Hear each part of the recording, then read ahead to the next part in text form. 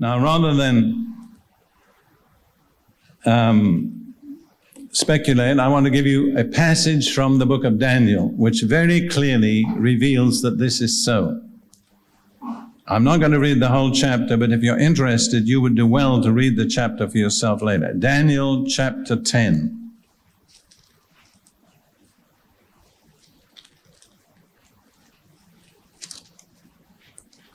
This chapter relates how Daniel set aside a period of 3 weeks for special prayer. And he did what we've come to call a Daniel fast. He didn't give up all food, but he only ate the plainest and simplest food, and he drank no wine, and he ate no meat. And he was mourning before God on behalf of his people Israel, who were captives of a Gentile empire. And at the end of 3 weeks, a very glorious angel came to him with the answer to his prayer, which was a revelation from God of what would be the future of his people, which consists of Daniel chapters 11 and 12. But the angel said to him, "The first day you began to pray, your prayer was heard, and I was sent with the answer to your prayer. But," he said, "it took me 3 weeks to get through, because somewhere between the throne of God and Daniel on earth, I was opposed by satanic angels, and I had to force my way through those angels." So it's very clear that at the time of Daniel, somewhere between God's throne and earth, there was this satanic kingdom. I believe it's still there. It was still there when Paul wrote Ephesians chapter 6, verse 12, which was at least 30 years after the death and resurrection and ascension of Jesus. In other words, whatever the situation was, it wasn't changed by the death and resurrection and ascension of Jesus.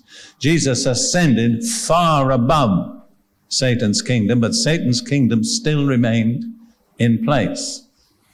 And then the angel told Daniel, "I've come with the answer to your prayer, and when I leave, I'm going to have to fight my way back through the same angels, and then I'm going to have to fight other satanic angels."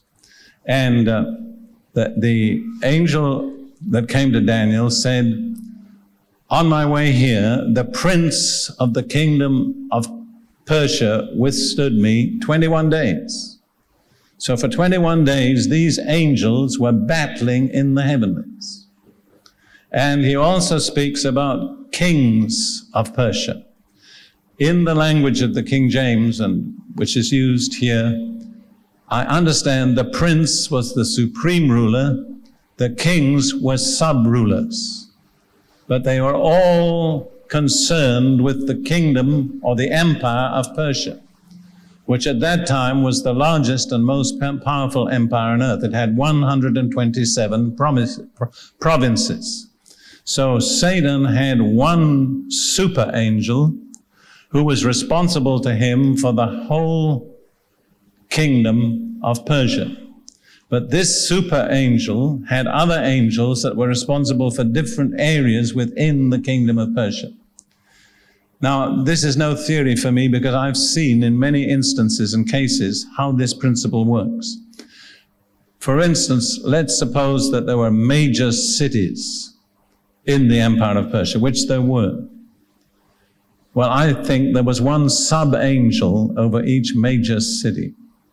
As I travel from city to city and place to place, I've learned that to be effective in ministry in a certain city, very often I have to identify the particular satanic power that's at work in that city. And it's different from city to city to city. Again, there were a lot of different nationalities in the Persian Empire. And my observation is that many times there's a particular satanic king over a particular racial group. Taking the United States, which is made up of many different racial groups, and where I've lived now for more than 20 years, My clear impression is that different racial groups have different satanic powers over them, and in dealing with those racial groups spiritually, it becomes important to identify the power that's over them. For instance, as everybody knows, there are a lot of black Negroes in America. Now, I have no prejudice against black people. I love them. I have a black daughter. But they are the descendants of people who were taken there as slaves.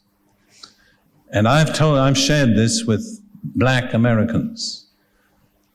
You find that most black Christians can only get so far, and something seems to stop them. And I have shared my opinion that you came as slaves. You've been politically emancipated, but you've never been spiritually emancipated. You're still under a spirit of slavery. Now, Paul speaks about a spirit of slavery in Romans chapter 8 when he says, we have not received a spirit of slavery again, but the spirit of the God which makes us sons and daughters of God. And when he's talking about slavery, if you look at the context, he's talking about religious legalism. People whose religion consists of sets of rules. Do this, don't do that. My observation again is that nearly all black American churches are extremely legalistic. Hardly any of them know the real liberty of God's grace. What is the reason? The reason is that spirit of slavery has never really been dealt with. It still has a measure of control over them. They're Christians, many of them, and some of them are very lovely Christians. But as a group, they've never been set free. Take another group in the United States, the American Indians. Basically, the United States is a country of liberty. Unfortunately, liberty has been carried much too far these days. It's a country where almost anybody can prosper because of the nature of the economy and the laws and so on. You don't have to have a doctorate in philosophy to prosper. In fact, you probably do better without it. But there's one group that basically have never prospered. The American Indians.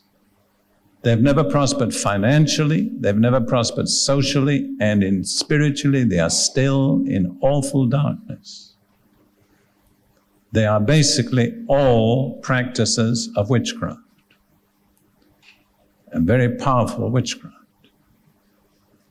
It's a tragedy, but my impression is that until someone with vision understands the root problem of the American Indians and is prepared to do the spiritual warfare to release them, they'll remain in bondage.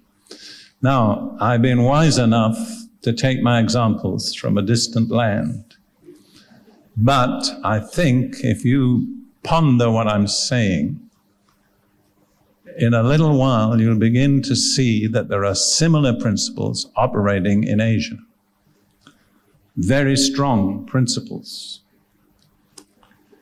Now, when the angel had finished telling Daniel about this, he said, when I go, I'll have to fight again with the prince of the kingdom of Persia, and then after that, I'll have to fight with the prince of the kingdom of Greece. Now, why Persia and Greece? Well, because there were 4 Gentile empires that dominated God's people, Israel, and their land, and the city of Jerusalem. And you see, the battle is always most intense spiritually where God's kingdom's issues are focused. So wherever God is at work, you'll find that Satan will be at work also. His very name means the resistor. See? He resists God's purposes and God's people. He can't help it. He's a slave of his own nature. So there were 4 successive Gentile empires that dominated Israel. Babylon, Persia, Greece, and Rome. Now, in Daniel's day, Persia was still the dominant empire, but the next one to follow it would be Greece. And so we see that the spiritual warfare, in a way, relates to God's people, God's purposes, and in a sense, it's necessary to carry out this spiritual warfare in order for God's purposes for his people to be fulfilled. And Daniel is a marvelous pattern of somebody who by prayer and fasting and intercession changed the history of his people.